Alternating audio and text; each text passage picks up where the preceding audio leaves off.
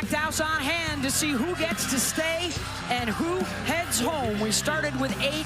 By the end of the night, we will be down to 6 teams still in the chase for a national championship. Hi, everybody, and welcome to Devon Park. I'm Beth Mowins alongside our Olympic gold medalist, Jessica Smith, Michelle Smith, our Hall of Fame reporter, Holly Rowe, down on the field. And, well, tonight's the night. Your whole season comes down to one game, one chance to stay alive. Beth, I love Elimination Friday. I know the teams don't love it, but this is what your whole entire season comes down to. And the pressure has never been higher. How is every individual player going to react? We're going to find out. Yeah, and it's interesting because a lot of times elimination games, you feel the weight. But I like to say you have the opportunity to play in front of thousands of fans, the opportunity to extend your season. Texas, of course, has the experience. They are the defending national champs.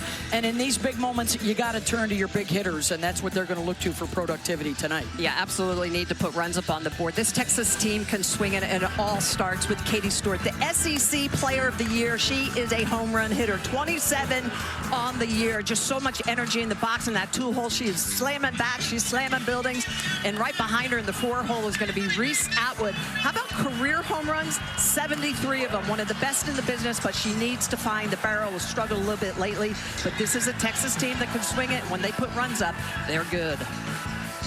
And there you see how impressive they have been. Can they get it done tonight against the Cinderella story from Starkville?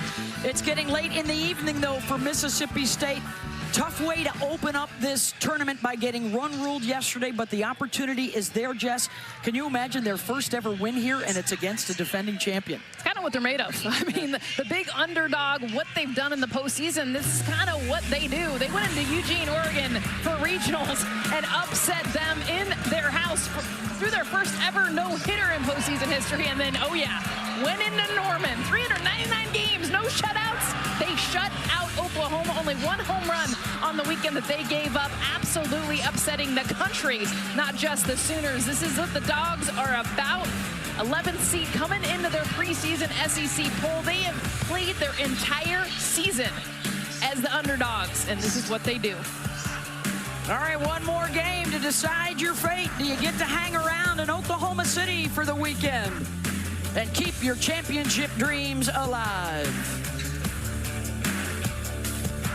And the Longhorns will be the visitors tonight. And of course, we're talking about Katie Stewart and Reese Atwood, 45 combined home runs on the season. But those top 3, usually really good fire starters, were 0 for 8, reached base just once yesterday. They will look to do better today against Mississippi State. And the starter, Delaney Everett, the junior who picked up both wins in the Super Regionals at Oklahoma. Well, the lefty has such good spin. Just 8 walks on the year, only 7 strikeouts on the year, but she's got dynamic stuff, a drop ball at the bottom half of the zone. She's got really good movement. Even on that curveball, she's got a lot of run on it. Up in the high 60s, 4th best overall velocity in NCAA softball, so a lot of energy coming out of that left arm. Not a lot of changeups, actually. So we're sitting all speed against Delaney Everett. And underway here on this Elimination Friday night, Beth Mowins, Michelle Smith, and Jessica Mendoza. All apologies, Jess. All apologies. Here's Caden Henry, junior from Dickinson, Texas. One of the handful of national champions returning from a year ago and still in the Texas lineup. Oh, by the way, they will go with Tegan Cavan in the circle tonight, last year's most outstanding player.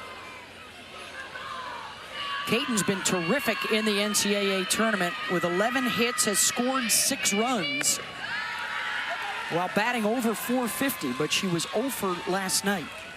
She had 2 line-out shots, so she definitely barreled the ball up. And one of those Mike White even talked about after the game. It killed their momentum, the defense Tennessee had against her.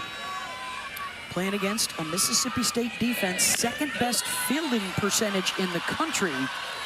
But 3 of the last 4 games, including yesterday, they have had multiple errors. So I think they're going to have to deal with the pressure. Maybe they're a little more familiar now with this being their first trip to the World Series.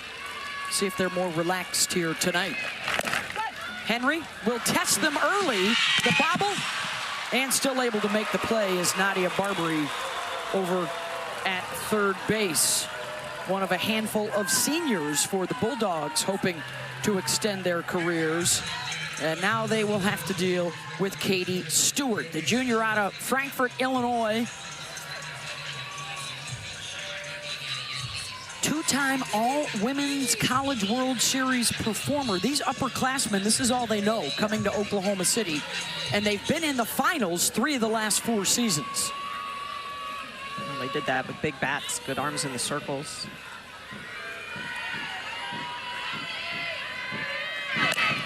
First pitch swinging for Katie, and she'll send that out of play. Part of the preparation, too, Mike White talked about this after the game, is they prepped for Carlin Pickens yesterday. He was 25 feet away throwing velo, and he's like, we had a hard time adjusting to Margetko, but that helps them prepare now for the velocity of Delaney Everett.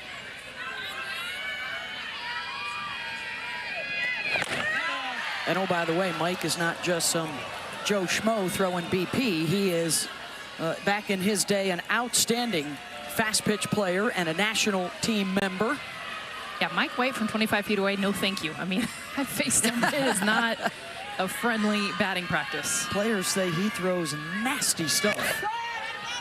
Yeah, one of the best men's pitcher in the game. Great velocity. Yep. I used to tease him all the time because he actually throws with his legs. A lot of men don't. They just, they crow hop or they hop, but he actually threw so well and just amazing spin on the ball. The 9th time here for Texas. It's also Mike's 9th trip as a head coach. 4 with the Longhorns. Prior to that, 5 times here with Oregon, and he finally broke through with his first championship a year ago. That one misses away, 2-2 to Stewart. Everett is 2-0 when no earned runs allowed in 8 1/3. It's crazy that game 3 was her first start of the season and her only 7-inning complete game of her career, now in her junior campaign. Talk about being ready for the moment. Well, it's interesting because she throws with high velocity, but she is not a strikeout pitcher. She uses that very good defense behind her. She rolls some ground balls.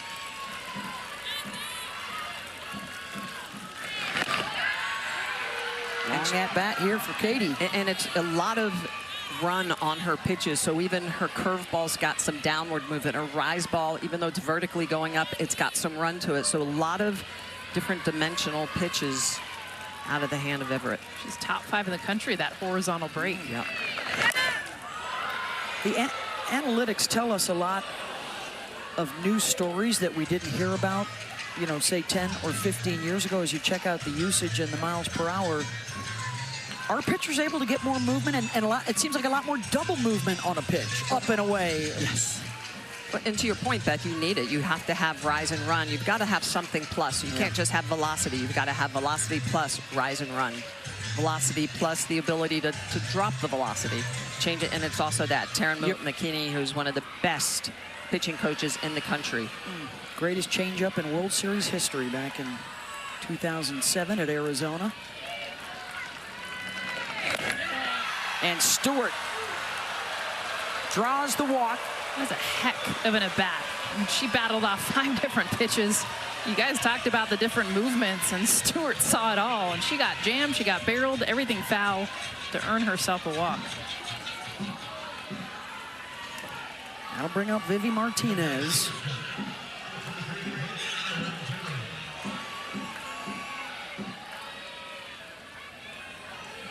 Texas really struggled to get much going yesterday against Tennessee, and Sage Margetko really did not have a serious threat until the 5th inning of that game yesterday. They are looking to get some pop much quicker tonight.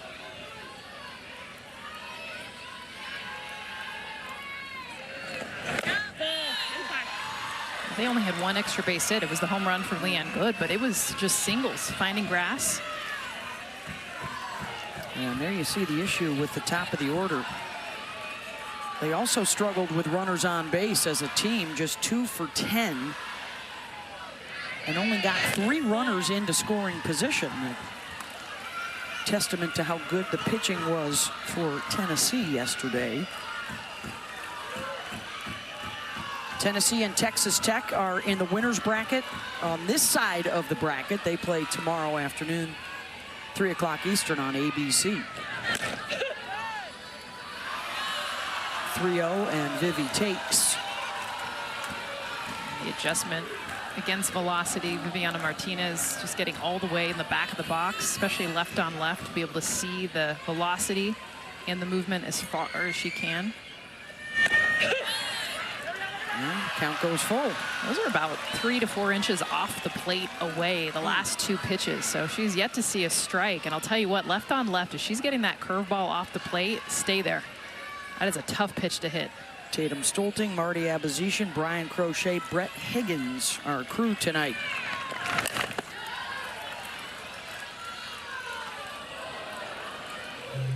Vivi has had the best bat in the postseason for Texas with a runner on base, hitting over 500 in those chances.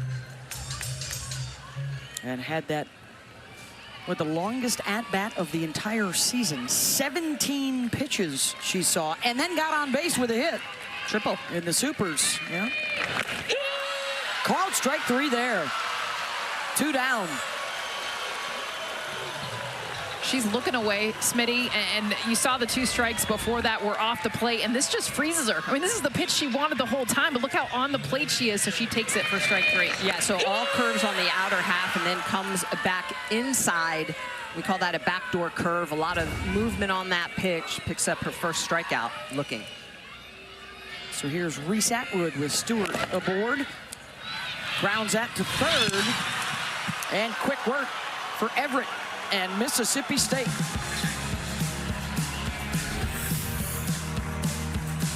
To start right at the top with the Bulldogs and their 2 leaders, Morgan Stiles and Nadia Barbary. Stiles, the sophomore from Athens, Alabama, and Barbary, the senior from Douglasville, Georgia. They start the engine running for Mississippi State. Shutout and run ruled yesterday. Can they do better? It won't be easy against Tegan Cavan, last year's World Series MVP. Cavan has all that experience in the circle throwing here in Oklahoma City. She's going to be at 70+ miles an hour, just a lot of great velocity. And how about upward movement of over 10 inches on her rise ball? But you can't just look up, you also have to look down. A devastating drop ball and also a changeup coming in at 60 miles an hour or less. And when she really changes speeds effectively, which is a changeup in the 58 to 59 miles an hour, she is just hard to barrel up because she moves the ball so well through the zone. Junior out of West Des Moines, Iowa. Not her best outing yesterday. Just 3 innings of work. 3 runs, 3 hits, and only threw 54 pitches. So certainly will be fresh and looking for a much better start here tonight. She's used to throwing multiple days back to back. She's very efficient in her mechanics. Mississippi State just a couple of hits yesterday, no extras, so Stiles will try and start them headed off in a different direction. Grew up as a Mississippi State camper. She's been their starter at short her first couple of seasons, and head coach Samantha Ricketts says she's an upperclassman in a sophomore's body.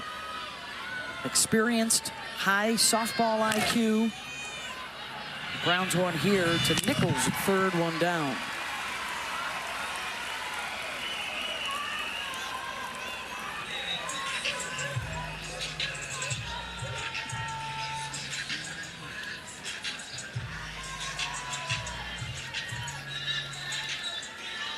Barbary, an all-SEC second-teamer with over 200 career hits.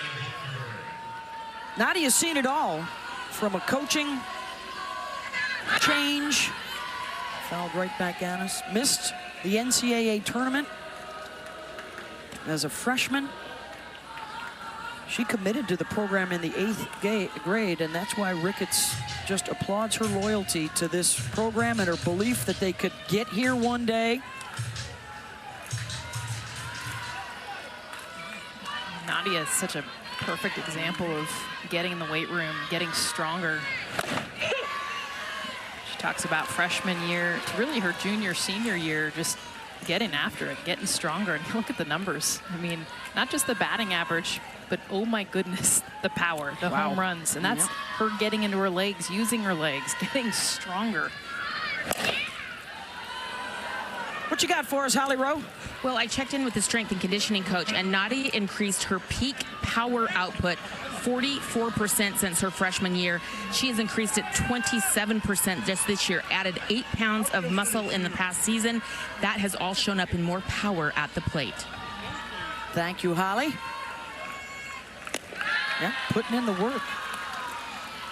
She said it was fuel for her to not play as a freshman in the tournament.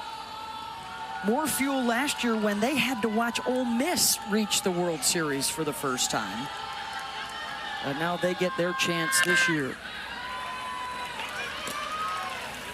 With Mississippi State and Arkansas both arriving this season, every SEC school has now played at the Women's College World Series, all 15 of them. That just speaks to the depth of the conference.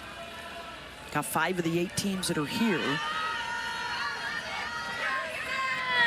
And the 2 newbies will be trying to stave off elimination here tonight on our doubleheader, and the first strikeout for Kavan. Well, Tegan Kavan, she throws her rise ball about 65% of the time. That's a pitch on the outer half. It actually has curveball spin to it. Working that outer half. Look at the rotation on that pitch, just threading the needle on the outer half, picking up her first strikeout looking. Here's Zion Romero, sophomore out of Lake Elsinore, California. Hitting over 300 in the NCAA tournament, looking for her first career World Series hit. They only got a couple of at-bats yesterday in the shortened game. Well, there was a hesitancy that they talked about, you know, post-game. You get it. I mean, program history, you've never been there. And I know they went into Eugene, they went into Norman, but it's different here. It's different because the amount of eyeballs, the amount of attention, the media, everything. And they were hesitant. They didn't swing early. They weren't as aggressive as they normally are as a team, especially at the plate. Yeah, congratulations. Thanks for being here for the first time ever. Now you're going to go out and you're going to swing against the 2 pitchers that were in the finals last year as they face Kennedy and now Kavan. But as we've seen throughout the last couple of weeks, they have that Bulldog mentality. And they're not backing down from anybody. It helps they saw Nyjah yesterday. I mean, that is velocity and movement. And now you're going to see Kavan, who's also a great pitcher, but she's not going to blow it by you maybe the same way that Nyjah was to them yesterday. Well, just being able to hunt upstairs. This is a Bulldog team that, of their 66 home runs, 60 of those 66 are off of right-handed pitching. So they're very righty-heavy lineup, only 1 lefty in the lineup. So they're actually a good matchup against Kavan if they can catch up to that rise ball. Tegan misses away at 71 miles an hour. That'd be comparable to a 95-mile-an-hour fastball in the major leagues. Tegan gave up a couple of free passes in the first inning yesterday. Second inning, excuse me. And they proved to be costly when Morrison hit the 3-run home run.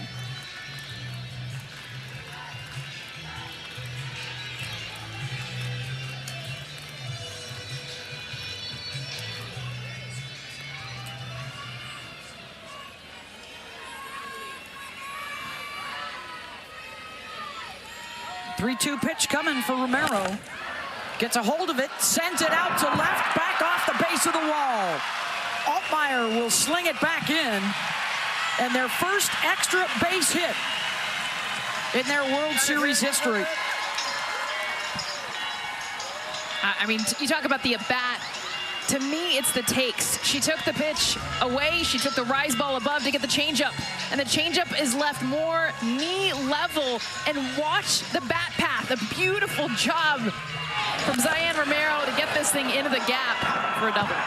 And just to your point, that changeup at 62 miles an hour, just too fast. We talked about it earlier. Kavan's best changeup is at 58 to 59 miles an hour. When it gets too fast, it hangs, it gets hit.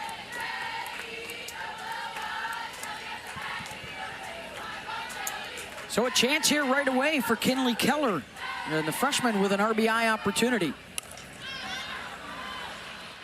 Fly ball out to right. Ashton Maloney's got it. No damage done. Scoreless through one. An elimination game in OKC. The game of her life, not just beating Oklahoma on their home field, but shutting them out. She said it was especially important, and she dedicated that win to her parents because it was on their wedding anniversary date. And you may remember she lost her father, Brandon, unexpectedly just before the season started in 2025, but she keeps him near and dear to her heart, in the circle with her at all times. His badge from the Highway Patrol on her towel every single time she touches that in between pitches. She thinks of her father. He might not be here today, but he is with her in the circle, coming off one of the biggest games of her life that she dedicated to Dad. And there she is, touching a towel. 17558 for Brandon. Just an incredible story, fighting through the shoulder injuries. Hardly pitched at all during the regular season, and to be available when her team needed her most. I mean, just 11 appearances, just over 20 innings, that's it. And just a monumental task to try and knock out Oklahoma. And she is clutch. The first start of the season for her, first 7-inning CG of her career. And you got to go back to 2019, Montana Fouts at Alabama, the last pitcher to shut Oklahoma out 399 games ago. And her stuff is electric. I mean, there's no change of speed. It is all heat. Movement, spin.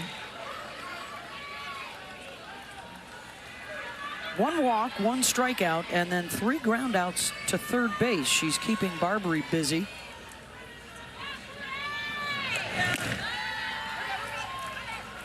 And that's one thing as a left-handed pitcher you learn. You have to be able to throw your curveball inside to righties. And if you can't, you're going to struggle as a left-handed pitcher. And she has been able to thread that needle on both sides of the plate, but especially underneath the hands of the righties. Facing Hannah Wells, the freshman DP, had a hit in her World Series debut against Tennessee yesterday. Has done some pitching as well this year for Texas, but primarily second half of the year focused on her swings. Well, earning her way into the lineup. I mean, not being a starter, and Aaron Earlywine turned to Mike White about halfway through the season and was like, she's going to be one of our best home run hitters. We need to get her in this lineup. And of course, off the bench, she had so many pinch hit home runs, game winners, game tying home runs. So she's a mainstay. Aaron Earlywine, the hitting coach for Texas. Been here as an assistant and also as a head coach from his days at Missouri. Well, and ironically, he was here last year with Ole Miss, yes, before taking the job at Texas. Done a lot with these Texas hitters.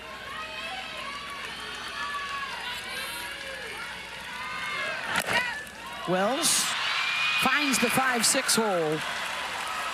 And the first hit of the day for Texas.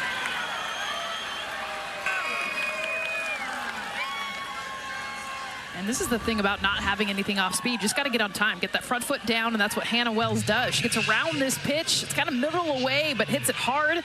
71 miles an hour off the bat into that 5-6 hole. Urging on her teammates, let's go, come on. Here's Ashton Maloney, World Series winner last season. It's not a team that's going to panic, that's going to feel the pressure. I mean, they have faced adversity before. Mike White praises their resilience. I mean, they lost game 1 of the Supers and have already won a couple of elimination games this postseason. They rallied to come back to beat Arizona State twice to advance.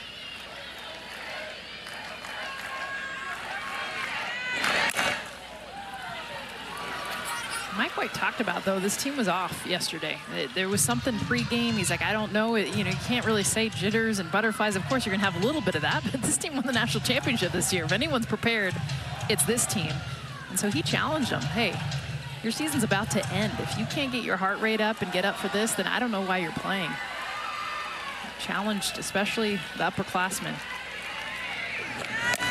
Well, it was interesting because the entire year they said, we're not going to defend our national championship, we're going to attack it. And it looked like yesterday they were defending it. I mean, they were hot coming off the SEC Tournament Championship. Their first tournament conference title since 2005.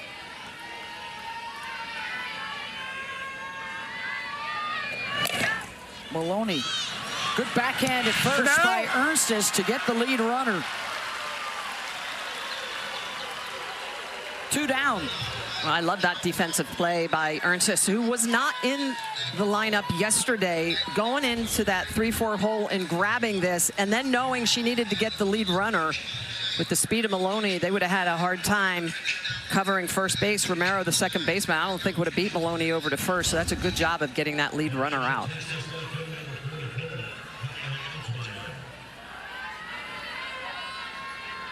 Here's Kaya Altmaier with a runner on. Gets a hold of one, sends it way back, and that is gone. 2-run shot for Texas. Her first of the season gives the Longhorns the lead.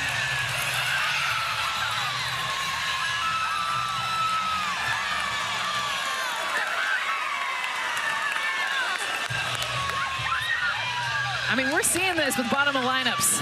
This is your 8-hole hitter, and yes, the first of the season, but when you face velocity without anything that's going to vary, you just got to get on time. And for Altmaier, she does just that. Meets this pitch. Keep that softball, because her first home run, a huge one to put the Texas Longhorns on the board, 2-zip. Left field has been a big question mark all year, back and forth with several different players. Mike White gets the hot bat in the lineup week in and week out, and it's Kaya's turn. And what a moment for her, the Arizona transfer.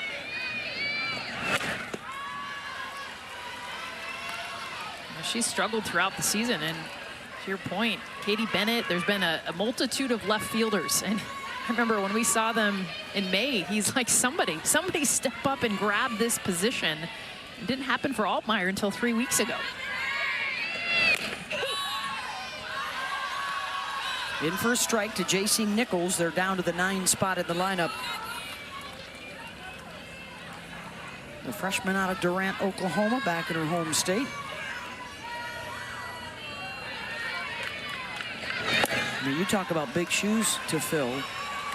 All-American third baseman Mia Scott last year could have easily been the MVP of the World Series. She graduates, goes to the pros. There's the home run ball delivery to the Altmaier crew.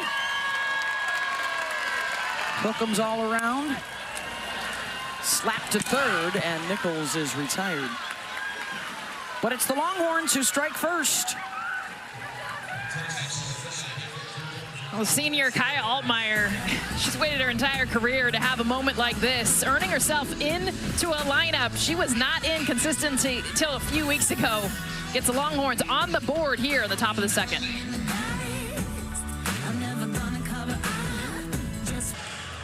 Welcome back to the Women's College World Series. Texas jumps out front 2-0 over Mississippi State.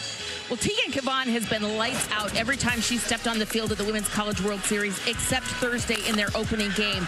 This was very unlike her, giving up a home run early, the first earned run she'd given up here at the World Series, and then more action on the base paths made for a tough day for the Longhorns. Even she said, hey, that's on me. When I talked to Mike White before the game, he said her locations were missing. He said she really just made a few mistakes with location, but they jumped all over them. And then I asked him, how does she respond when she makes mistakes like that? Because we just haven't seen her make those types of mistakes.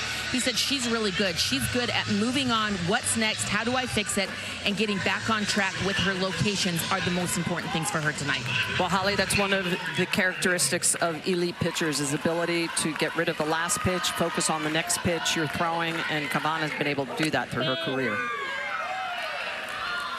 Has shined on this stage before for Texas.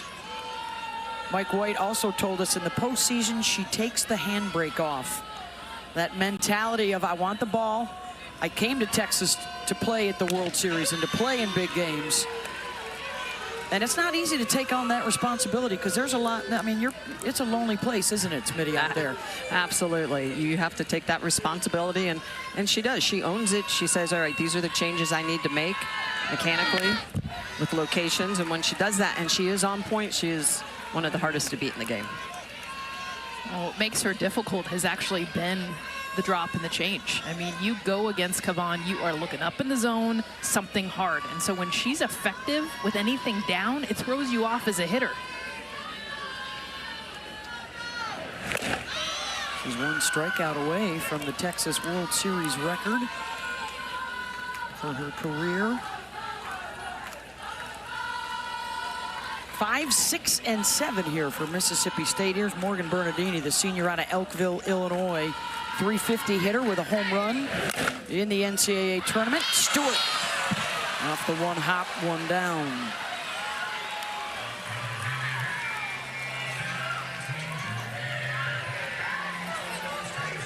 That'll bring up Paige Ernstis. Paige was 0 for 2 yesterday.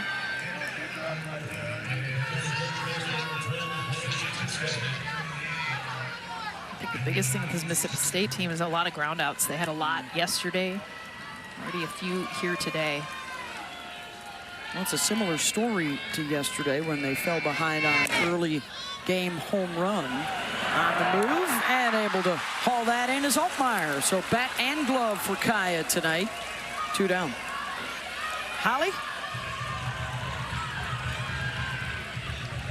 Well, guys, Kiara Sell's getting up to the plate right now, and she is such an inspirational story. She has been very open about her hearing loss. Born with about 95% hearing loss. She just discovered it when she was 2 years old, had some surgeries to correct it, but she is wearing hearing aids under her batting helmet right now.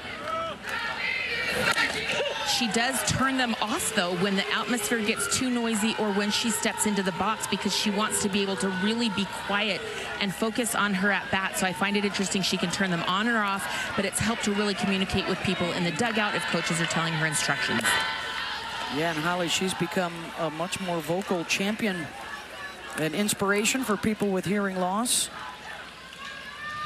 She decided to be more open about it, talk about it, make sure that a lot of young girls, young kids are aware of how she's been able to play with it, how much it's helped her. And making her World Series debut, she wasn't in the lineup yesterday. And she's been one of their best hitters throughout their entire season, really struggled in the postseason. And Samantha Riggets, our head coach, talked about just the pressure, the fact that for so many of these players, the expectation on themselves, can you handle it, can you not? That's why she didn't get the start yesterday, but they're hoping her bat can get to where it was in the regular season. And oh, by the way, started out at Mississippi State as a walk-on. And 2 years into her career, she had earned a starting role. And now here in Oklahoma City. And I think those are the stories young kids need to hear because you do have opportunities. You may not have money your first year coming in, but there's always an opportunity if you want to earn that jersey. 1-2 pitch from Kavan. Ground ball deep in the hole. Martinez with the backhand and fires to first to get her. 1-2-3 inning, courtesy of some web gems for the Texas infield. Vivi Martinez, after missing the 2025 World Series with an ACL injury, gets her chance going deep in that 5-6 hole across the field for a great out to end the inning. Austin, and the trip here to the World Series this season, almost exactly the same, guys.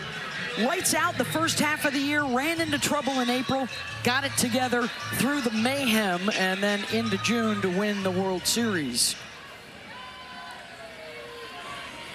So that's why they are hopeful that the first game stumble here is just a blip, and they can find a way to win. They're going to have to win elimination games the rest of the way here these next 3 days to get in to the best-of-3 championship series.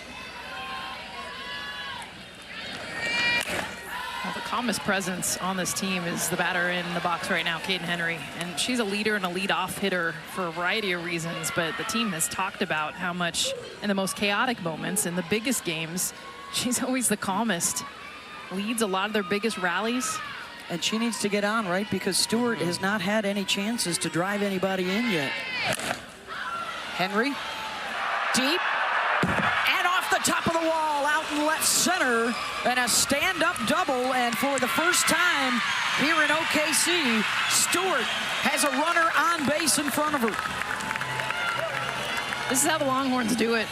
We give a lot of attention to Katie Stewart's coming up right now, but it begins with Caden Henry. It's a beautiful job. This is an 0-2 pitch, but look at the swing. Her ability, head eyes, down on the pitch, low and away, and this is her 80%, by the way, off the top of the wall, maybe 4 inches from a home run. This is what the Longhorns needed to get to Katie Stewart. The SEC Player of the Year.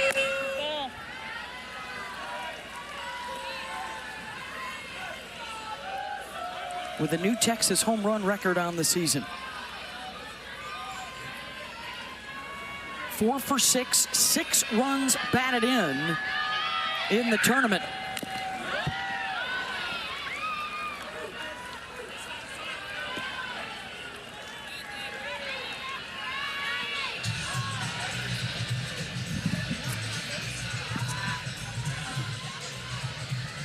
Those are RISP numbers in the tournament for Katie.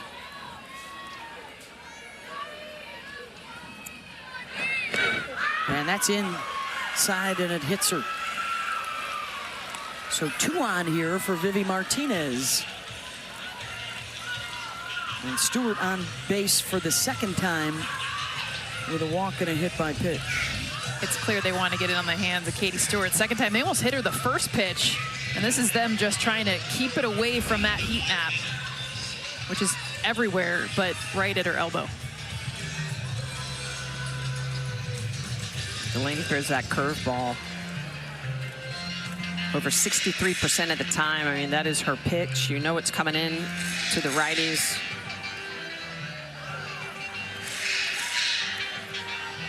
Sun's back out, so now the shadows creeping across the left side of the infield as Vivi steps in, number 3 in the order with a couple on base and nobody out at a 2-0 lead. And Vivi will drop it down. Everett's only play is to first, throw in the dirt, and the good scoop by Romero, but the sacrifice gets a couple of Longhorns into scoring position.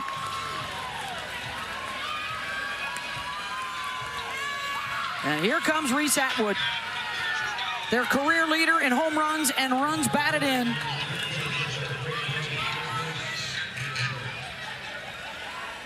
And this is the bat. This is the one that needs to get going for the Longhorns to make a deep push into this World Series. It's been a minute since she has exploded just outside the bag.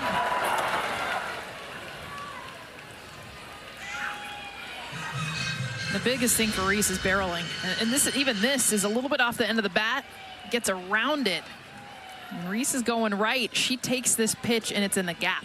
Well, and just we talked about it. She has been fooled tremendously on the changeup. She has not been able to see it. She's early and in front of everything.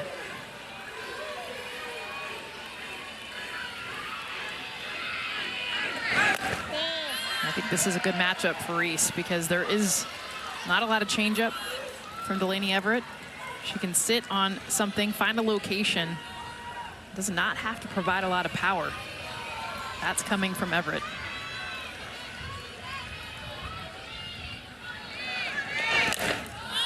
Fouls out, one off. See the frustration on Reese's face because that last pitch is middle.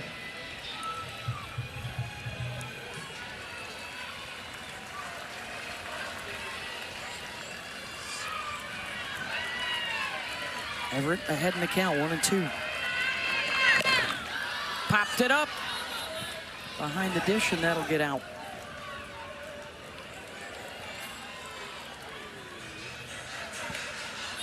Reese is someone that's always tinkering too. We talked to her on Wednesday, and she's, you know, I'm just focusing on hitting right now, not really trying to hear all the noise. But she's like, I am working though with my hands and a little bit with my feet. She had like 5 things she was working on.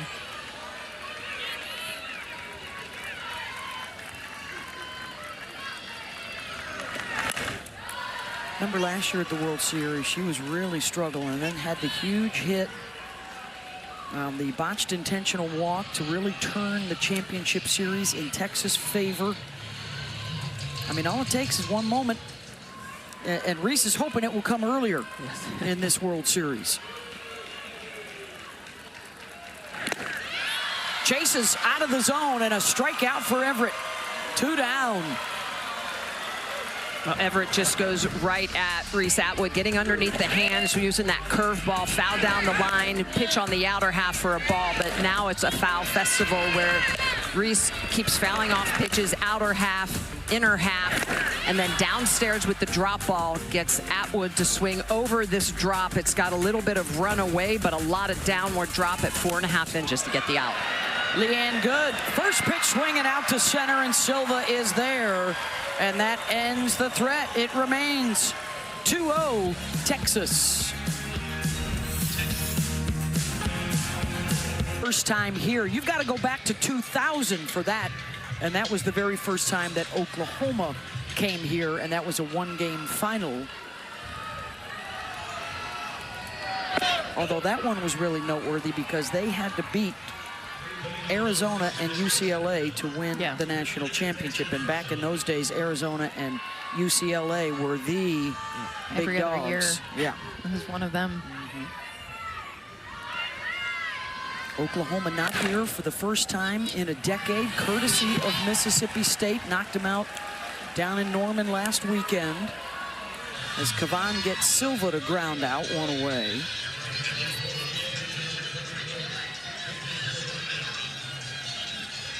Record-breaking crowd last night for opening day. Looks like another packed house here tonight at Devon Park. Elimination games tonight, winners bracket games tomorrow. Nichols and Cavan humming along right now, top of the order, coming up with 2 away. All building towards the championship final, which begins on Wednesday. Then we leave the double elimination behind, and it's best 2 out of 3. Wednesday night, Thursday night, Friday night. For more information, visit NCAA.com, your home for all of your NCAA championships.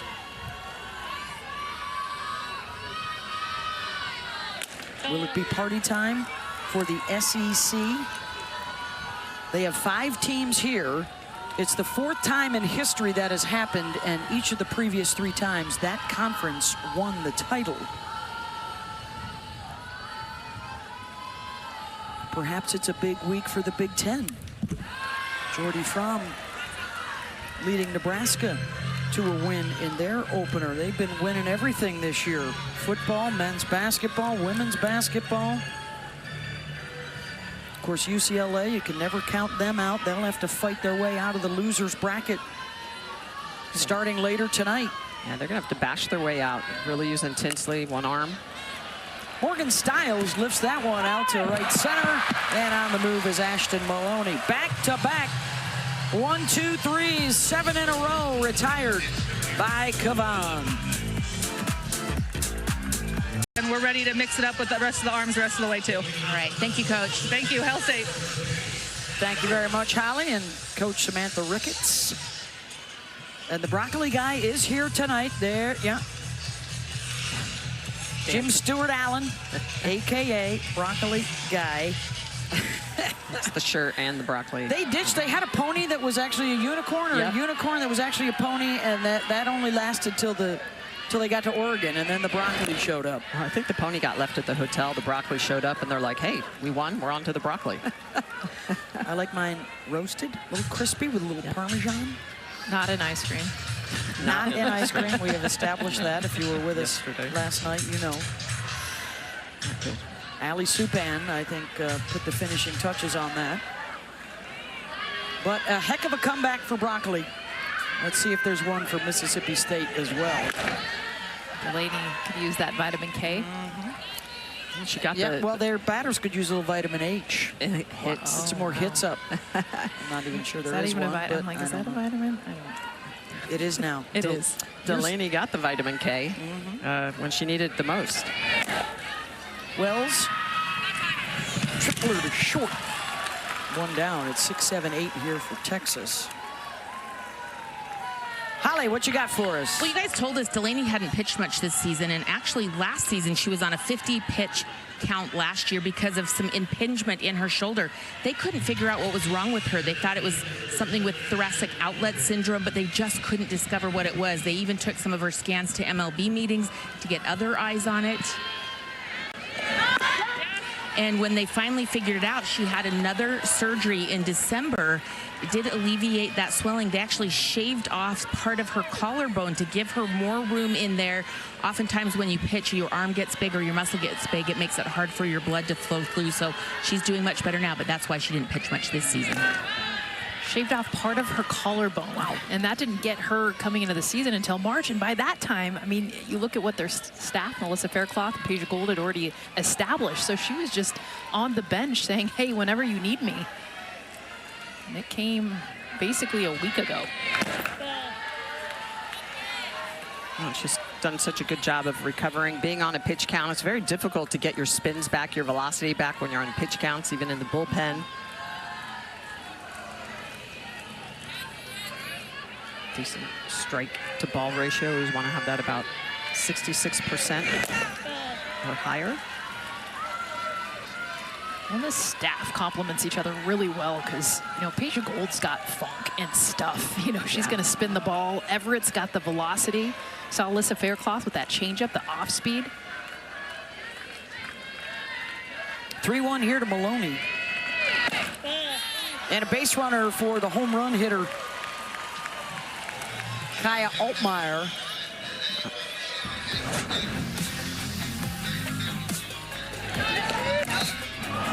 This is what you did her last time up with a runner aboard, a 2-run shot. And, oh, buddy. You get one chance. That's why you come to the games. You're ready, right? He was there. On his sweater already, Mom Spaghetti on that one. The first of the season, 11th of her career for Altmaier. The transfer from Arizona, where Michelle Smith could talk to you all day long about how the ball flies in the desert air, and not as many in the Texas heat apparently this year, but got one there. It's Pitcher's Ballpark in Austin. I mean, Katie Stewart doesn't make it seem that way. She's hitting it off buildings. For Kaya, they really liked what they got in her, especially in the fall. She was supposed to be the starting left fielder and just struggled, so it was a rotation. And you always want that bat to show up in the biggest environment. See if that home run kind of propels her forward here in this World Series. Shot of confidence. It's always a magical thing. She's just the second player, guys, in the last 5 years to hit her first home run of the season here at the World Series. Bethany Keene a couple of years ago with Florida State.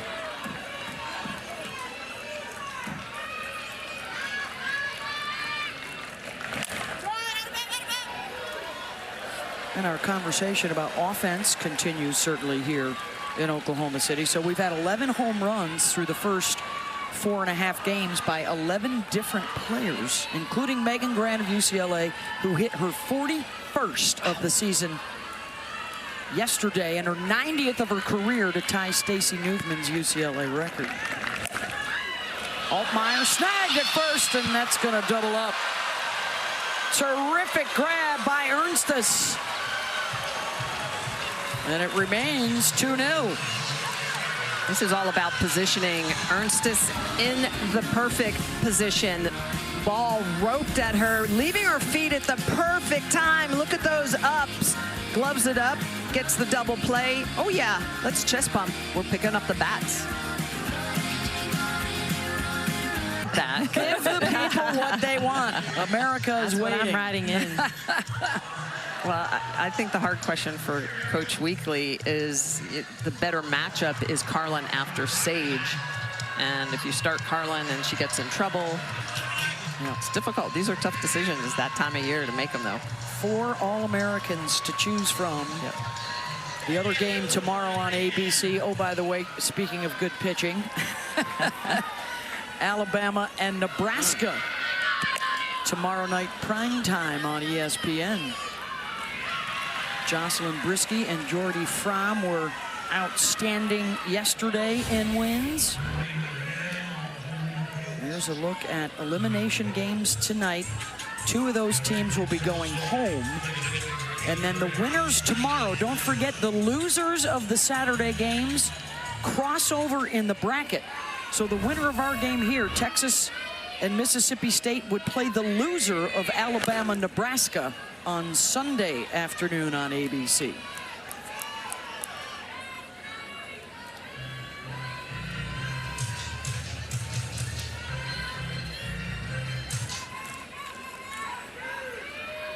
Diane Romero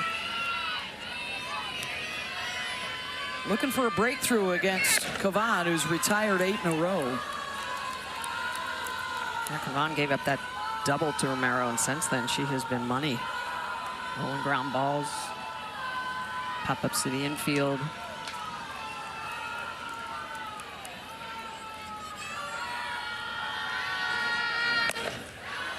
And that'll drop in front of Maloney onto the grass and right. And Romero with the opposite field hit. Second hit of the game. Got the double on the changeup back in the first. Done a really good job of just sitting back, popping balls into the outfield. Second base runner of the ball game for Mississippi State. And here's Kinley Keller. Freshman was 1 for 1, was on base a couple of times in her World Series debut yesterday.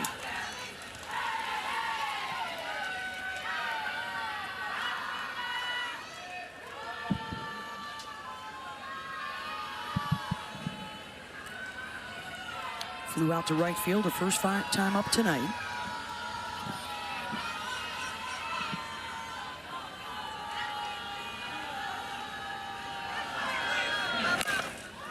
She tries to go opposite with it and just outside the line.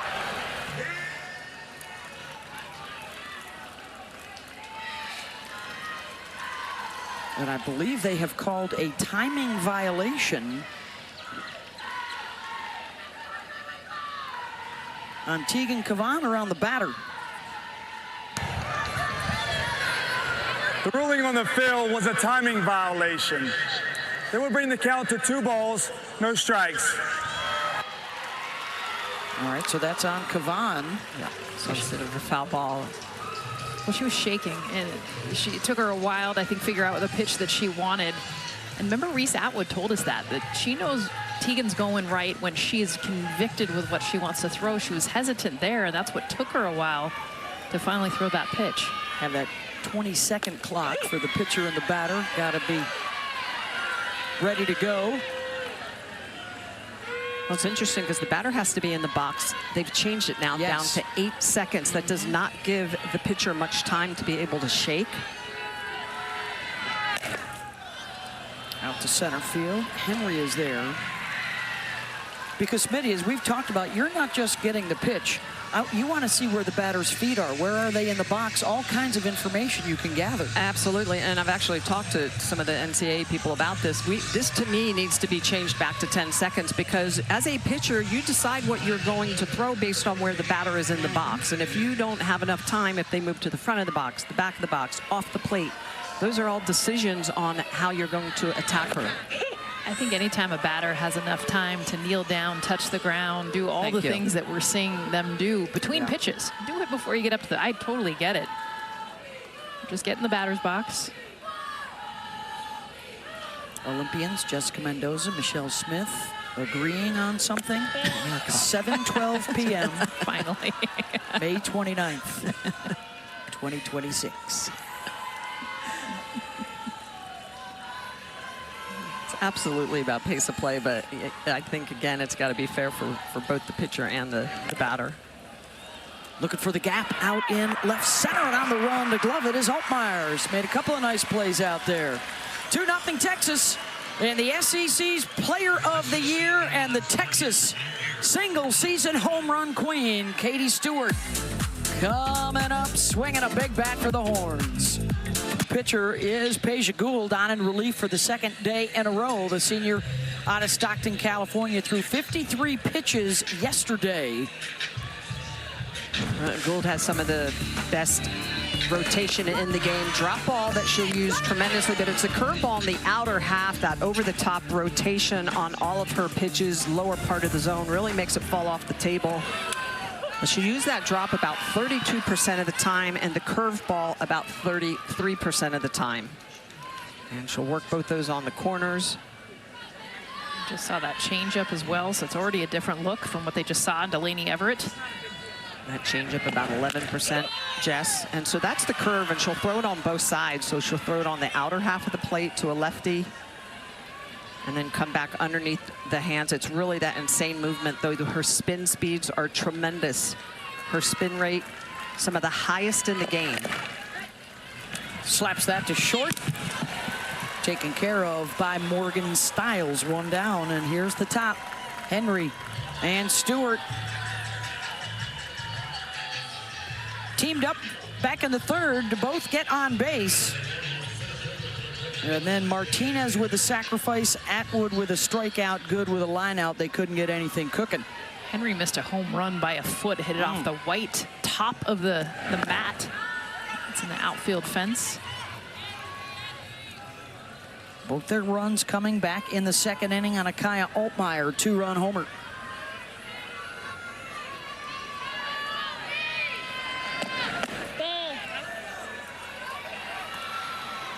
Texas coming off the loss yesterday, the first time in 8 years that the defending champ lost their opener coming back the next season.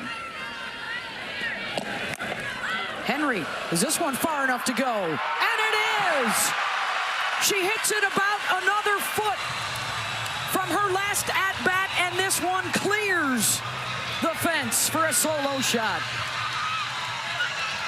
I mean, Caden Henry showing off just the exit velocity back to back, the double off the wall. You guys, 78 miles an hour on a pitch coming in at 59. So the turnaround at 20 miles an hour, what is that? It's bat speed. So watch this curveball trying to get in on the hands, no chance. Caden Henry with that bat speed, and look at it get out of here. She's not even anywhere near first base, and it's a home run.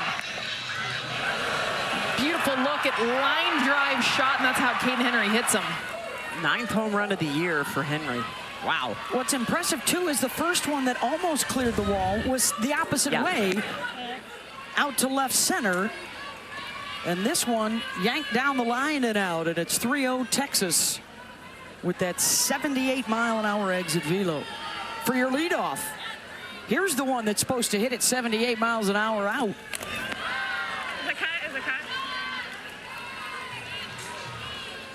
Couple of home runs for Texas, numbers 92 and 93 on the season. And what's that now? 12 home runs so far at the World Series from 12 different people. Hello, Henry's. She's got even a shirt. And the number on her hat, look at that.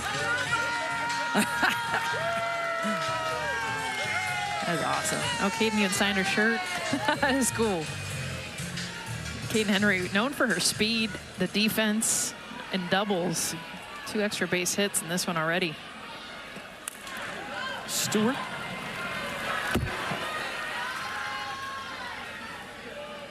She should have had 2 home runs, because you go back to Henry in the 3rd inning, and this is the double. Look how close this was to being a home run. I said a foot. I think that's more like 3 or 4 inches. This one on a line. I mean, that had no launch angle. Just straight shot out of here. It's a dart.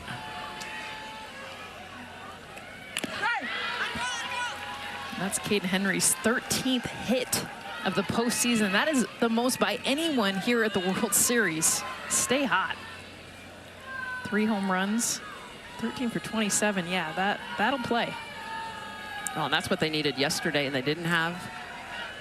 Makes a profound difference when the top of this lineup is getting on or hitting it out. We're seeing the team game, right? Yeah. Like your two big smashers quiet right now.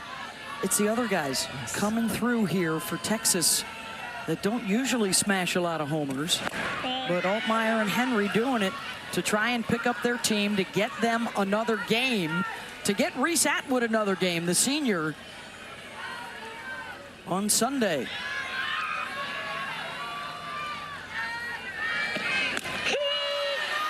Called strike 3. And Stewart is retired for the first time. And that's the curveball that is nasty on the inner half. It's backdoor. She throws it at the front hip of Stewart and just bends it back into the zone. She is the best in the business. Look at the spin, the rotation on this curve. She is #1 in the NCAA, 11 inches of vertical break on that curveball. That one she puts in the right spot for the strikeout. It is a funky look. Yeah. And you look at how Peja Gould, when she lands that front foot and then throws that curveball especially. I mean, look at this thing. Do you see how Katie Stewart thought that was going to hit her? And then that thing just bent. And that's last minute. That's the key to the curveball, because you step across your body, you use that leverage, and your arm actually comes from behind your back. Tough to pick up. Martinez lifts that one out to left. Bernardini is there. Side retired, but a run up for Texas. Kate Henry, stay hot. 13th hit of the postseason for her, 8th extra base hit. Get me fired up for the Longhorns. Mama, get yourself a ball. 10 teams have reached the finals after starting 0-1, and those 4 the only ones to win the championship. Texas, by the way, is one of those 10 teams that has managed to get into the championship. So it is interesting that not many do get to the championship, but once they do, there's a 40% chance that you could win it. So that's not too bad. Especially now, having it more spread out. Absolutely. Well, in the Champ Series era, so that's the last 20 years, 10 different teams have won the championship. 14 different teams have played in the finals for the championship. Certainly dominated by Oklahoma the last 10 to 15 years. 8 titles for the Sooners. UCLA has the most NCAA championships with 12. And Arizona also with 8 back, primarily in that fabulous stretch in the 1990s. When we talk about all the offense, we talk about how great all these hitters are. That group really was the first group to get it done, with Laura Espinoza and Leah Bratz and our dear friend JDH, Jenny Dalton-Hill. Yep. Nancy Evans was a freshman. Yes. Well, they had a combination of speed, of power, right? Average. Kiara Sells. Henry calling off the infielders to take care of it. That makes the catch 2 down. Hey, don't forget, we got WWE Clash in Italy coming your way Sunday afternoon, 2 Eastern, live from Turin. Catch the first hour on ESPN and stream the entire event on the app with an ESPN Unlimited plan. Little wrestling coming your way from Italy. Little softball coming your way from Oklahoma City.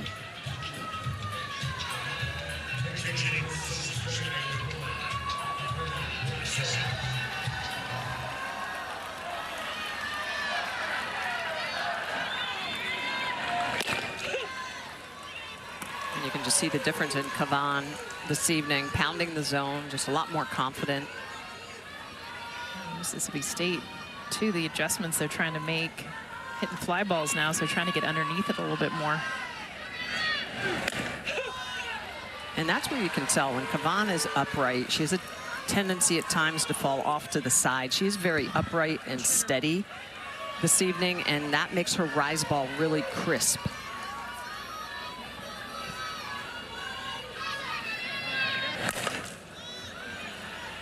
Fly ball out to left. 1, 2, 3 for Tegan Kavan at a 3-0 Texas lead. Reese Atwood's coming up. Last time a champion did that, that was after D'Lo with the Velos Washington team won in 09. And they were 2-0 in 2010. And for Mississippi State, the debutantes trying to get their first World Series win in school history. Shut out yesterday. They're hoping not to get shut out again, but that is the case right now. And here's Reese Atwood for Texas. It is 4-5-6.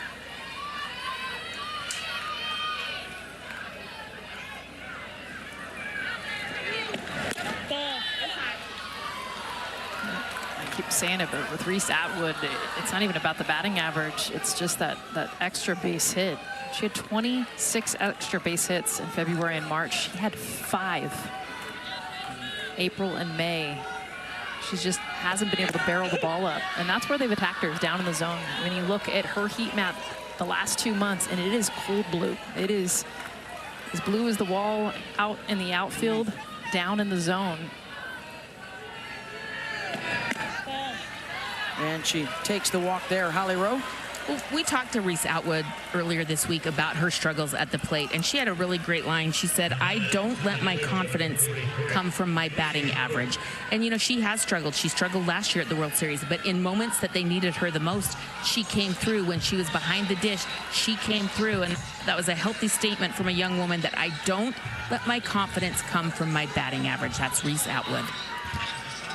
Well, I love that, Holly, because her confidence comes from being behind the dish. She's the Johnny Bench Award winner, great defensive catcher, and she's leaning on that. I agree with the numbers, but it's about feel. And right now, Reese Atwood is not feeling. And you can tell. You can see it. And she can tell herself, yes, I have that confidence, and you should. She knows how great of a player she is. But right now, it's not the same Reese Atwood that we saw even earlier in the season. And Reese can re-enter. She's lifted here for a pinch runner. Good, laying down a bunt, safe at first.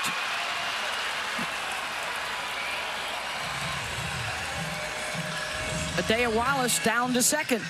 And this is a great job of Leanne Good, who's a home run hitter from the right side. So the defense not expecting it. Does a beautiful job of getting this thing down, and it's a drag bunt, so she's already moving through the box to allow that speed to get her down the line.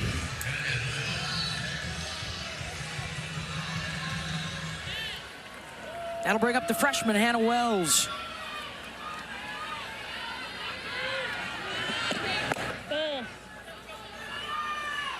A single and a ground out tonight.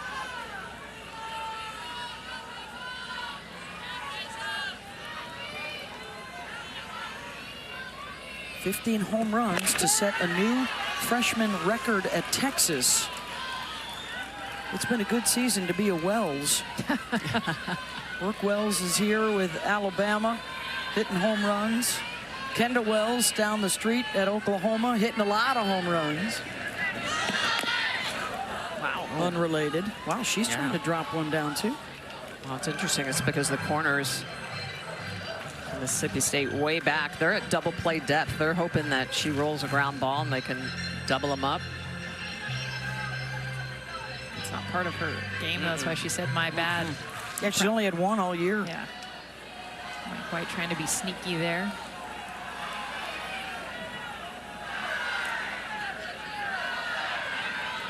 And you can see the middle's deep, corners, although they bring in Ernstis at first, just in case she drops it. Well, swinging away, pops it up. Romero out on the grass. One down. And that's where you have to have a productive out. You've got to figure out some way to try to hit the ball on the ground, right side.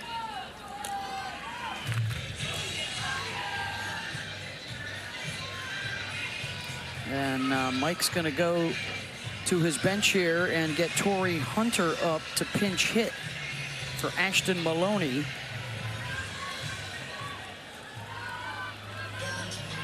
Hunter has had some clutch ABs as a pinch hitter in her career at Texas, including a 2-run home run to save their season in the Supers, when they were up against it against Arizona State. They won game 2 and then came back to win game 3 the following day.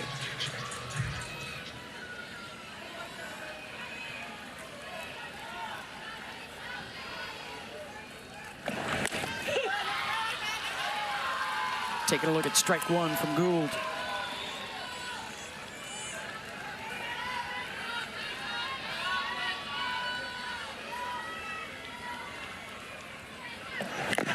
5 for 17 this year as a pinch hitter with a couple of home runs, 6 RBI.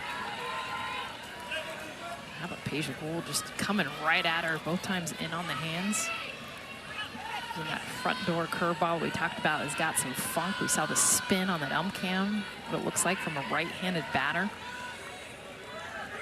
0-2 pitch, hitter. And the bases are loaded for Texas. And here comes the home run hitter from earlier, Kaya Altmaier.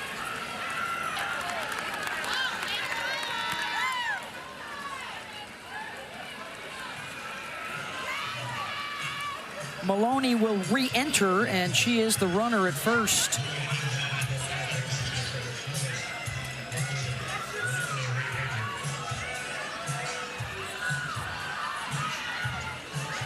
A walk, a single, and a hit batter.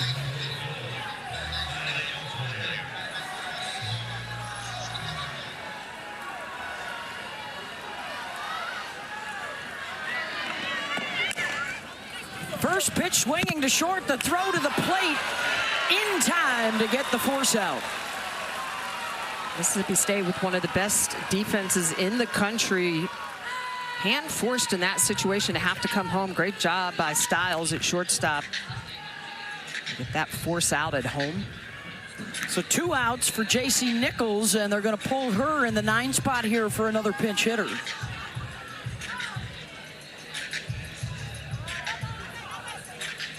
And that will be Katie Bennett, 271 on the season.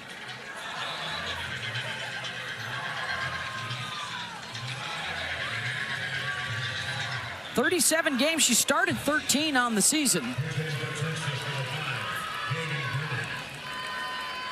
And a part of their national championship team a year ago.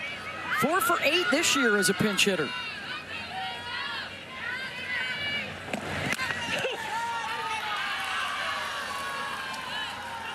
J.C. Nichols a little more short game, so I think just going for some more pop, and we're not talking long ball pop, but just be able to find the grass. Stands in and hits a little bit more. Ironically, her slug is actually a little bit lower than Nichols, but I think in this situation, she's a little bit better at just standing in, barreling up a ball. 1-1 from Gould. They like throwing her outside, and that one catches the corner, 1-2. It's that spin. It looks like it's going to be off the plate. It comes back over the plate. Mike Whitetop calling timeout. Yeah, that's 10 inches of break on that last pitch, horizontally, moving back into the zone. For a lot of those pitches, too, they're not even necessarily getting back over the plate. She's getting the calls horizontally. And if you're getting that call, live there.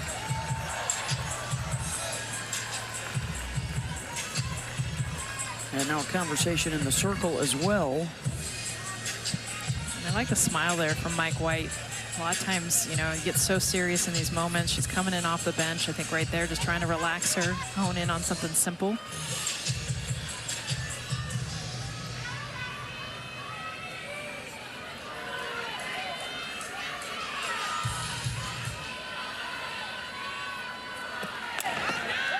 Tried to get her to fish, 2-2.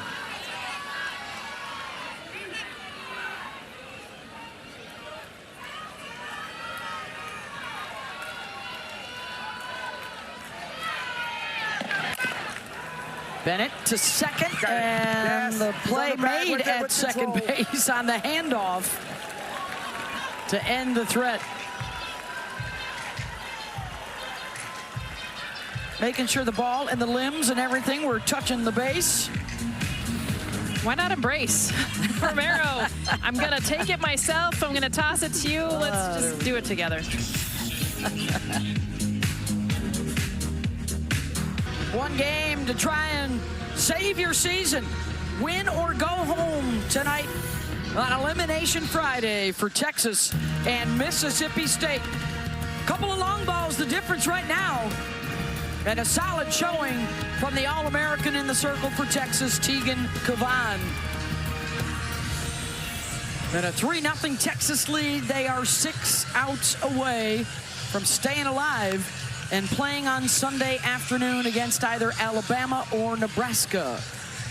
How about just our third career start with 0 or 1 strikeouts through 5 innings pitched, and that's where you just trust the defense. Courtney, Amanda, and Danielle were talking about that. That is where Kavan has shifted, is not trying to get the strikeouts, but contact. Oh, look at her pitch count. It's at 53 pitches. She's not walked anyone. And when you make hitters earn their way on base consecutively, it's more difficult to put runs up on the board. And she's been on point.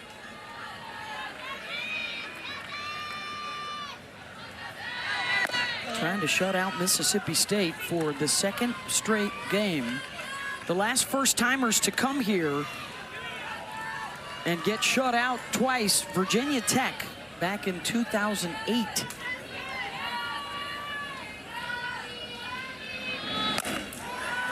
Hard hit and good. Makes a diving stab. 1 down. Wow. Good. Just positioning. Look where she's at. She's like 10 feet to the left of second base, diving back to her glove side. Again, that's all position. If she's in a traditional second base position, that's a base hit in the gap. Potentially a double. Outstanding effort gloving that up. Boy, the defense, Web Gems at first, second, and short today. And Vivi right at her, 2 down. We got UFL action for you all weekend long. Tomorrow at 3 o'clock on ESPN2. It's Houston and Birmingham. Sunday at noon on ABC, Orlando, and DC. You can also stream both games on your ESPN app.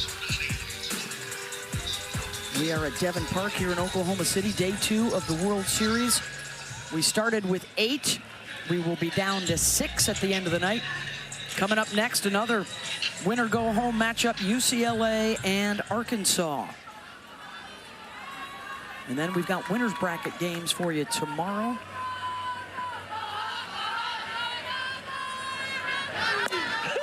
The Bruins' 34th World Series in 43 years. They have only gone 2-Q once, back in 2016. And for the Hogs, they're looking for their first World Series win in school history. Courtney Deifel's club 11-0 this year, guys, following a loss. It was a heartbreaker last night in extra innings to Nebraska on the Ava Kuzak home run. What a game, though.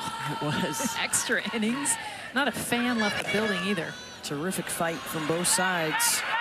1, 2, 3 for Kavan. 3's the magic number. That's all the outs that Mississippi State has to work with. Down for the Hogs.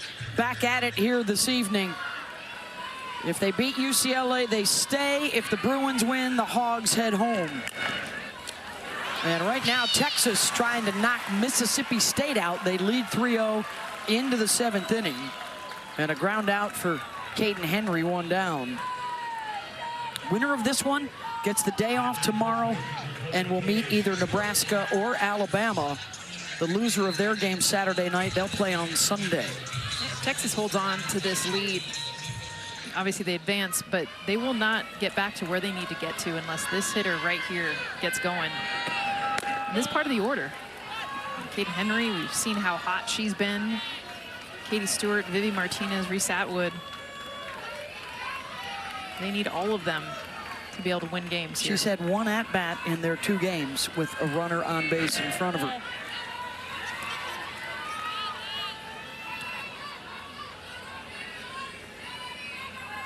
She's better with runners on and with runner, like in bigger situations, she increases by almost 200 points. She's been so clutch, and you know it's coming. Like, you know, I hold my breath every time she swings, ready for the bat slam, a towering shot. Yeah, she's been the leadoff in an inning 4 times in these 2 games. And to Mike White's credit, he's kept the lineup as is. I mean, it's been pretty solid at the top for a few years now. And Stewart is on base for the 3rd time. Not because they haven't really had to pitch to her. They can pitch around her a little bit with no one on.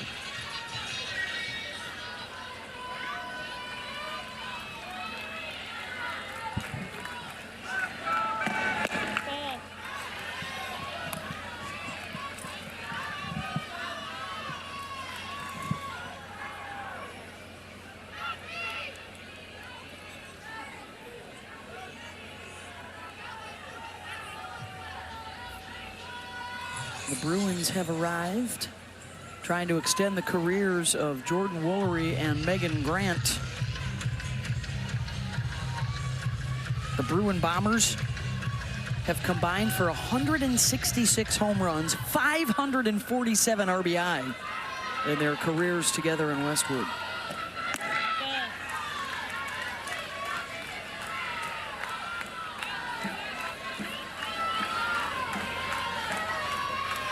Also, we'll keep an eye on Woolery has slid underneath the 500 batting average.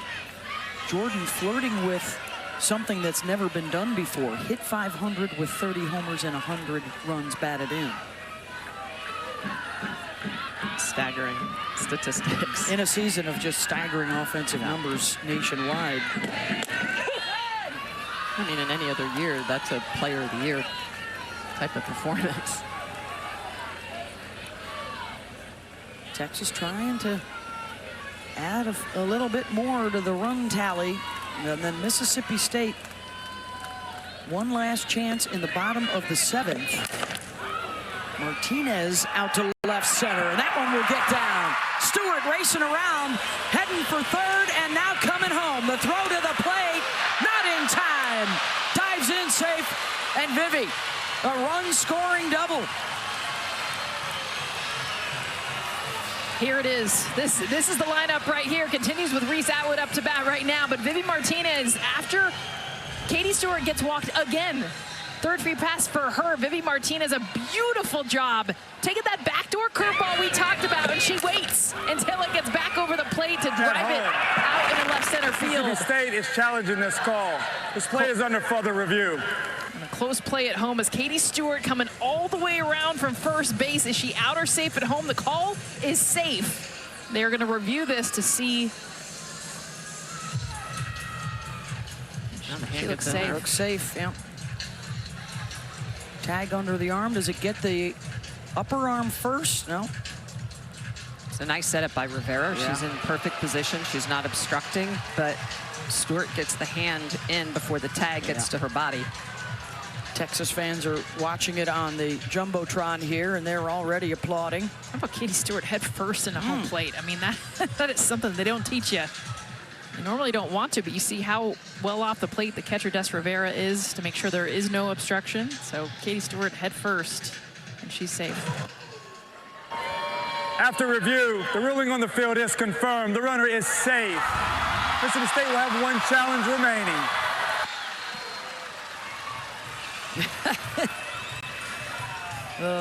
Hustle home for Katie. You know, quite often she's lifted for a pinch runner.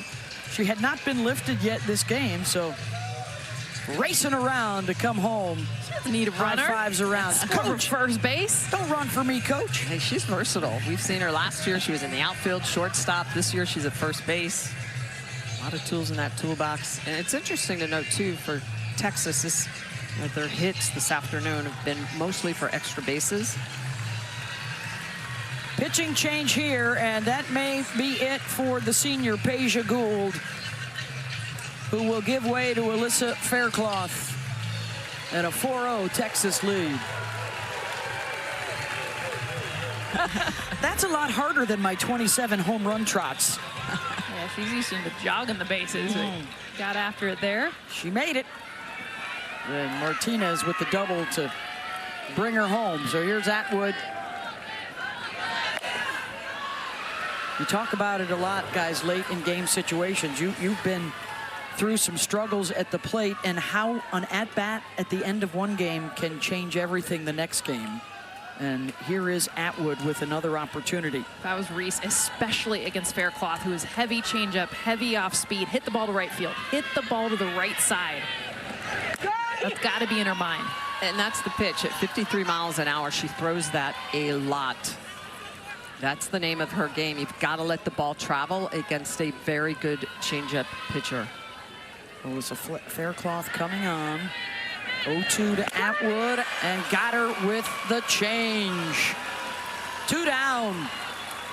And She should have been sitting on this. At some point, Reese needs to say against a really good changeup pitcher like Faircloth, you know you're going to get 3 or 4 of them in the at-bat, way out in front of this. The tight spin speed on this, at 52 miles an hour, it's dropping down. At some point, as a hitter, you say, I'm sitting a pitch, and you just commit to it. All right, so with 2 down, here's Leanne Good. Big strikeout there for Faircloth.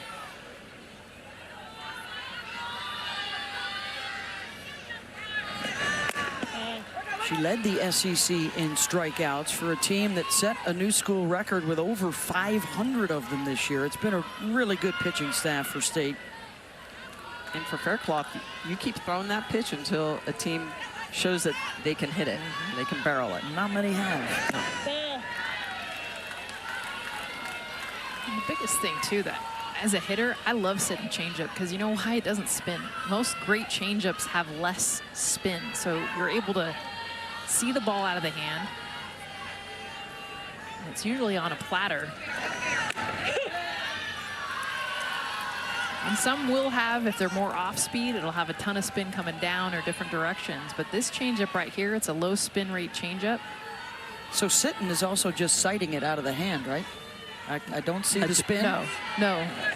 Sitting is before you can even see it. You're looking for a changeup. Yeah, but I mean, you see that there's no spin when Yes. it comes out of the hand. Yes. Well, the really good changeups, though, do spin, and they spin super tight, and that's why you can't identify them. And, you know, she throws a horseshoe changeup, and there's enough spin that you can see that the hitters are going to swing through that.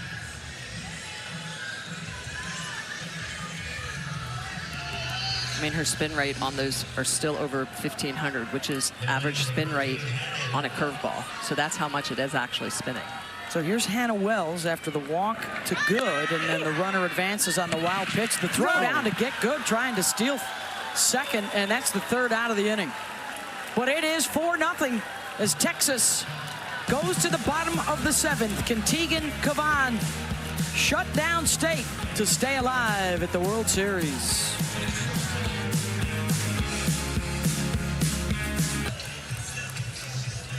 Winners on this side, Tennessee and Texas Tech tomorrow afternoon, 3 Eastern on ABC. And then Alabama, Nebraska tomorrow night. Just 4 hits through the 2 games for Mississippi State. That would be the fewest in 20 years here at the World Series, unless the Bulldogs can get to swinging and avoid a 2nd consecutive shutout. They need a rally or they are out. Here's Zion Romero. And back up the middle for a base hit.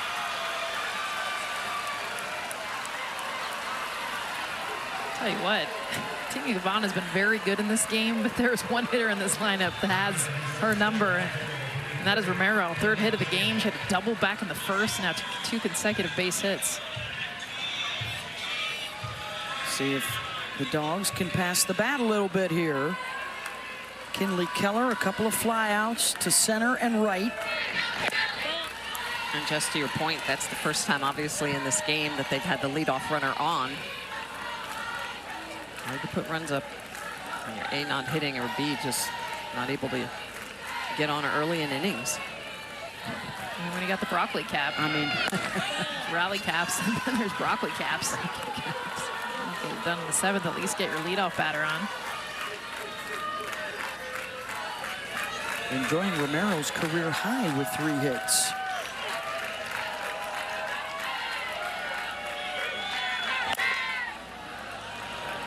Pulled foul.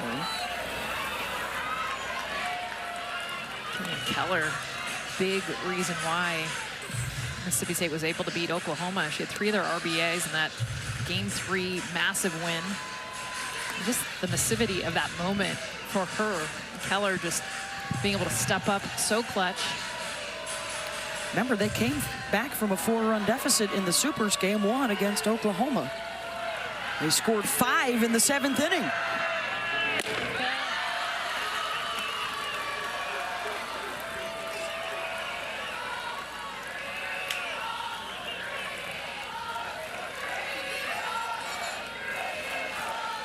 Three and 1, the count to Keller.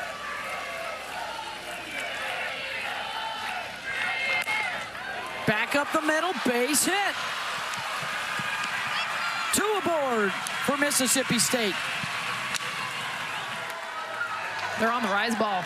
And this is just an understanding now, 3rd time through the order, what she's going to throw you and getting on top. Beautiful job. Just meet this rise ball. If you get a flat swing, it's exactly what you can do with it. Drive it up the middle. Back-to-back hits against the rise ball against Kavan. Well, and I think to both those hitters, the question is, why are they not using that off-speed pitch a little bit more to help set up the rise ball? Citlali Gutierrez getting warm in the bullpen. How about that big comeback just a week ago, as you see Citlali getting ready just in case. But they have been here before, and they have rallied before. With a 5-run 7th inning in the Supers down in Norman. Lost game 2 and then came back to win game 3 with the shutout and jumping in the pool and celebrating. And so they believe.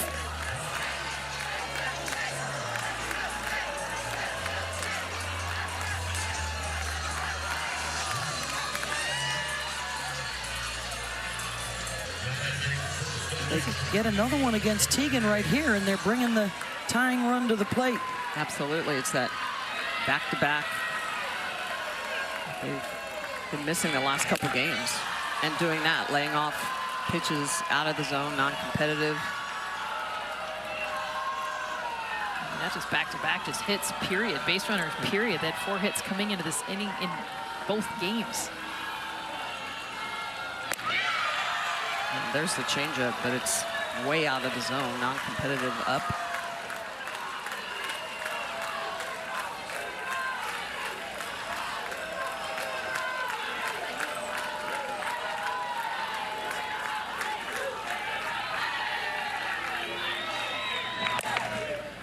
Popped up to good. 1 down, still 2 outs to work with.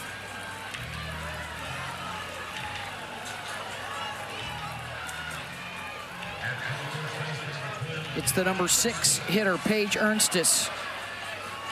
The nickname pinch hit Paige last year, was so clutch off the bench, 9 for 28, 5 extra base hits.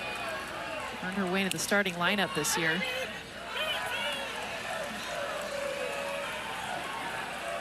She tried to call timeout on that first pitch, didn't get it, strike 1.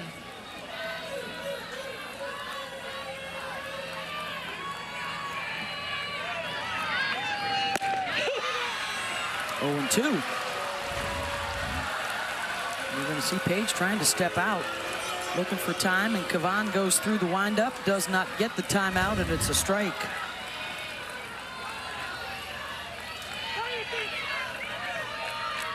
Good count for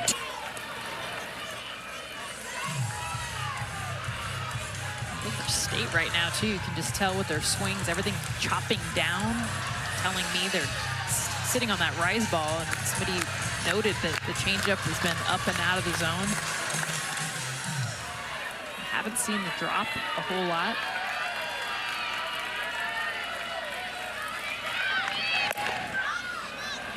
Got under it on the run and in foul territory to make the catch is Altmaier. 2 down. And how about Teagan Kavan? She told us in our meetings this week, what if teams are picking pitches? What if they know what's coming? Right now, Mississippi State knows the rise ball is coming. What did Teagan say? They still got to hit it. I'm giving you all rise balls right now, but you still have to hit it. That's the pitch that was hunted. That last one still got underneath. She has not given up a run in the 7th inning in her last 12 appearances, and it's the last chance here for Kiara Sells. The senior from Jasper, Texas, along with Gould and Rivera and Bernardini, all in the lineup for the last time as it stands right now. 1-1.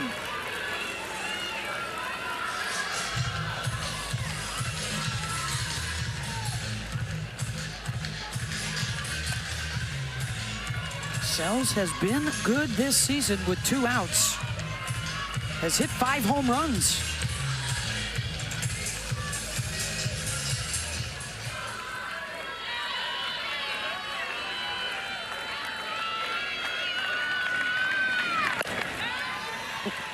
out.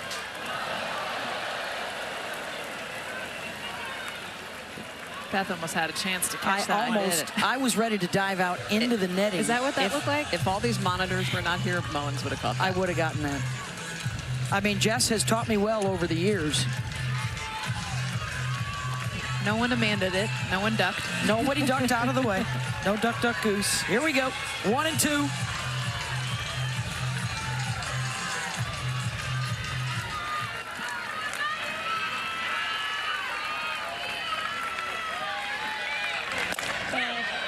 Just missed away. Great job not swinging at that. Sells.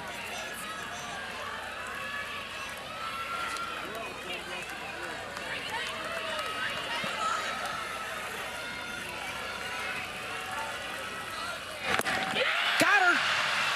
Tegan Kavan, terrific with the 4-hit shutout.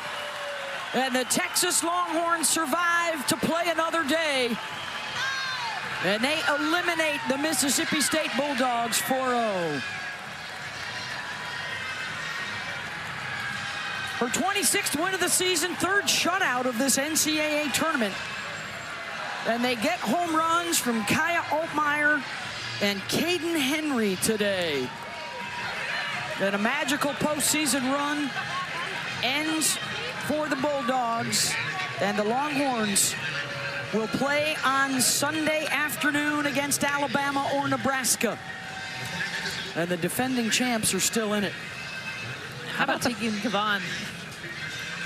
Yeah, Tegan Kavan was Tegan Kavan tonight, and that's really what she needed. Congratulations to her, tying Kat Osterman for the most